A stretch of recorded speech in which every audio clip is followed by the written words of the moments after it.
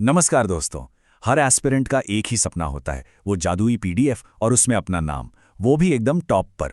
लेकिन क्या कभी सोचा है कि उस रैंक 1 वाले पल के बाद असल में क्या होता है? क्या हैप्पीली एवर आफ्टर वाली बात सच है? आज इसी पूरी कहानी को डिकोड किया जाएगा।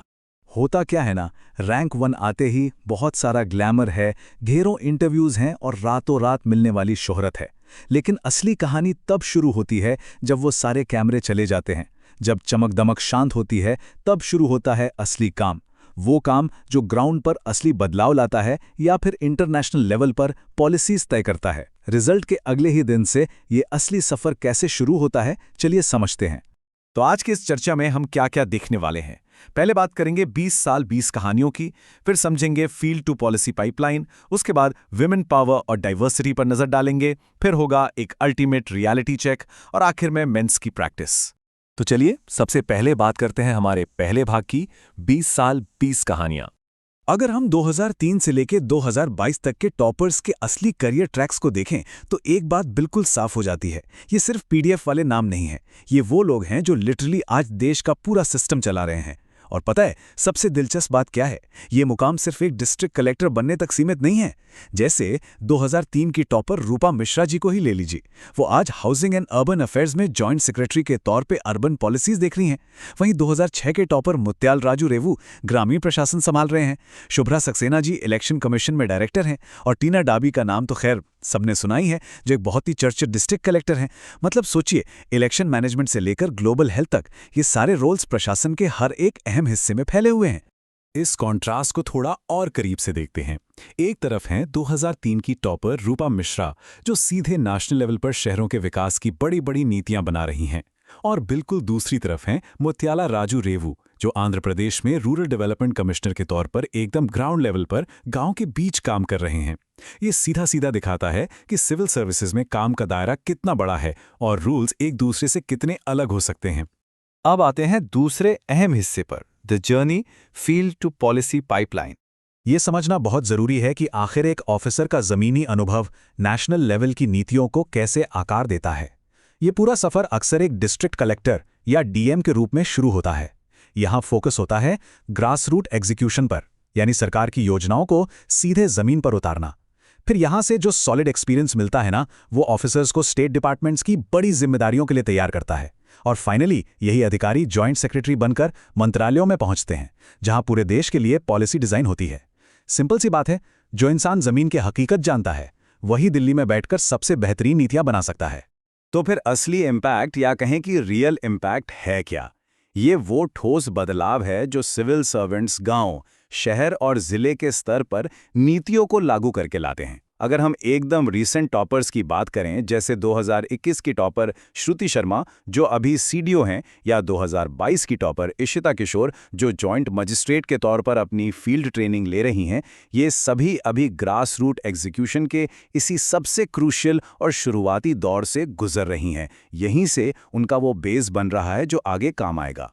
अब बढ़ते हैं हमारे तीसरे टॉपिक की तरफ, women power and diversity in services. सदियों से ब्यूरोक्रेसी का जो एक टिपिकल चेहरा हम देखते आ रहे थे ना, वो अब बहुत तेजी से बदल रहा है। और लीडरशिप का जो ये नया रूप सामने आ रहा है, वो वाकई गेम चेंजर है।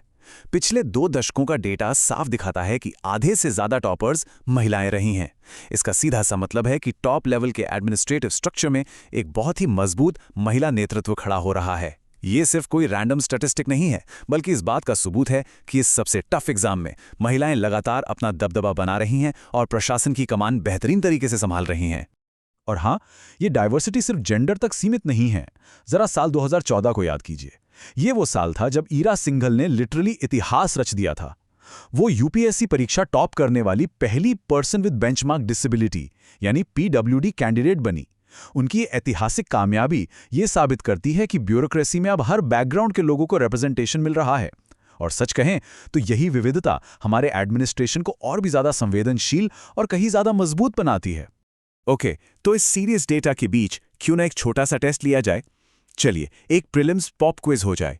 सवाल ये है, वो कौन से यूपीएससी टॉपर हैं जो आगे चलकर वर्ल्ड हेल्थ ऑर्गेनाइजेशन यानी WHO में एडवाइजर बने? जरा दिमाग पर जोर डालिए, क्या हो सकता है इसका सही जवाब? और इसका सही जवाब है 2007 के टॉपर अदापा कार्तिक, जी हाँ, ये WHO साउथ ईस्ट एशिया में ग्लोबल हेल्थ लीडरशिप को रिप्रेजेंट कर रहे हैं। है ना कमाल की बात? ये इस बात का बहुत बड़ा प्रूफ है कि सिविल सर्विसेज का मतलब सिर्फ वो ट्रेडिशनल IAS वाली फील्ड पोस्टिंग नहीं है। अगर विजन बड़ा होना तो ये सर्विसेज एक ऑफिसर को सीधे इंटरनेशनल लेवल तक भी लेकर जा सकती हैं। चलिए अब आते हैं आज की चर्चा के चौथे और सबसे अहम हिस्से पर, द अल्टीमेट रियलिटी चेक। इस पूरे शानदार सफर और इन सारी सफलताओं को देखने के बाद अब समय है थोड़ा ठहर कर सोचने का। एक बहुत ही गहरी बात कही जाती है, रैंक सिर्फ दरवाजा खोलता है, सम्मान काम से कमाया जाता है। एक अच्छी रैंक या AIR-1 एक बहुत ही बेहतरीन शुरुआत तो जरूर दे सकती है, लेकिन लोगों के दिलों में जो जगह बनती है ना, वो सिर्फ और सिर्फ जमीनी काम से ही तय होती है। क्योंकि सच बात तो यही है कि टॉपर बनना किसी सफर की मंजिल नहीं है। असली परीक्षा, असली टेस्ट तो फील्ड में पहुंचने के बाद शुरू होता है। एक ऑफिसर की असली सक्सेस इस बात से मापी जाती है कि उन्होंने पब्लिक सर्विस कैसे की, समाज में क्या इम्पैक्ट क्रिएट किया, ना कि सिर्फ इस बात से कि उनकी मार्कशीट पर रैंक 1 लिखा हुआ था। और अब बात करते हैं हमारे आखिरी सेक्शन की, मेंस प्रैक्टिस और फाइनल थॉट्स। अब इस पूरे एनालिसिस को सीधे मेंस की तैयारी से जोड़ते हैं। प्रैक्टिस के लिए दो बहुत ही जरूरी सवाल हैं। पहला, पॉलिसी मेकिंग के लिए फील्ड एक्सपीरियंस क्यों जरूरी है, इसे 150 शब्दों में तैयार करना है। और दूसरा, प्रशासन में जेंडर डाइवर्सिटी के प्रभाव का विश्लेषण करें, इसे 250 शब्दों में लिखना है। आज जो भी डेटा और एग्जाम्पल्स डिस्कस किए गए हैं, उन्हें इन आंसर्स को फ्रेम करने में बहुत अच्छे से यूज किया जा सकता है। ये एक तरह से आपका होमवर्क है। तो आखिर में बस एक ही सवाल छोड़कर जा रहे हैं, कल को जब रिजल्ट की उस PDF में आपका नाम दर्ज होगा, तो उसके बाद फील्ड में किस तरह की लेगेसी बनाने का इरादा है? क्या महज एक रैंक बनकर रह जाना है, या फिर जमीन पर उतरकर वो असली बदलाव लाना है जिसकी इस देश को वाकई जरूरत है? इस विचार के साथ आज की इस चर्चा में शामिल होने के लिए बहुत बहुत धन्यवाद।